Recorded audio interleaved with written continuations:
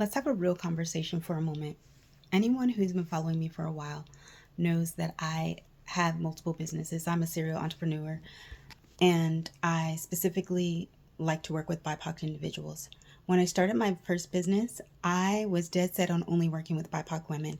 As that business grew and expanded into something bigger, and I moved into started other businesses, and I moved into the health and wellness arena, I realized that there was such a huge need for BIPOC individuals and representation.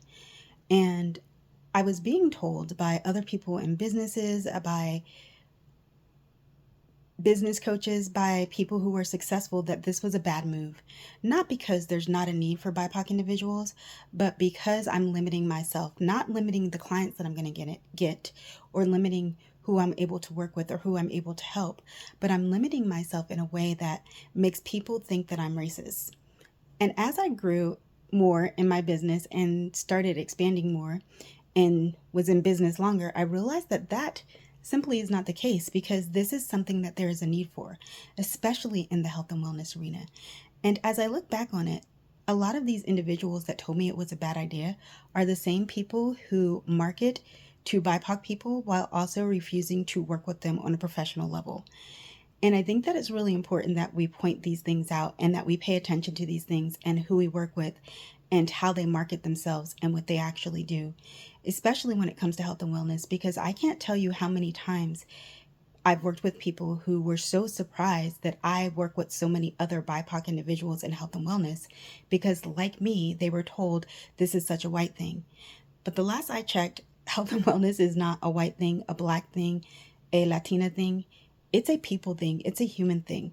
Taking care of yourself, minding your health and wellness, taking preventive measures and doing things to make yourself healthy and balancing your life and being happy and being your authentic self has nothing to do with any individual group. And that is not why I work with BIPOC individuals. I work with BIPOC individuals because there is a lack of representation, because we don't get treated the same in the health and wellness industry, because we don't get treated the same in the business world.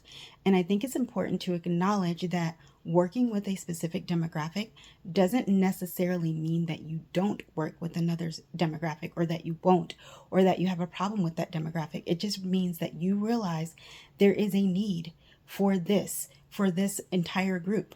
And for me, it is really important to note that, especially in health and wellness, because I see a lot lately of marketing to BIPOC groups, but not working with them. And for me, that's an injustice, because you're not working with the same people. You're just trying to get them in the door, and you want them to pay you, but you don't look at them as your equal. And I don't think that that is fair.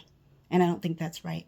And so I just wanted to speak up about it, because I realized that not speaking up about it and not being myself and saying this is who I want to work with, and not telling people why I want to work with them is an injustice. So that's it. That's all I have to say today.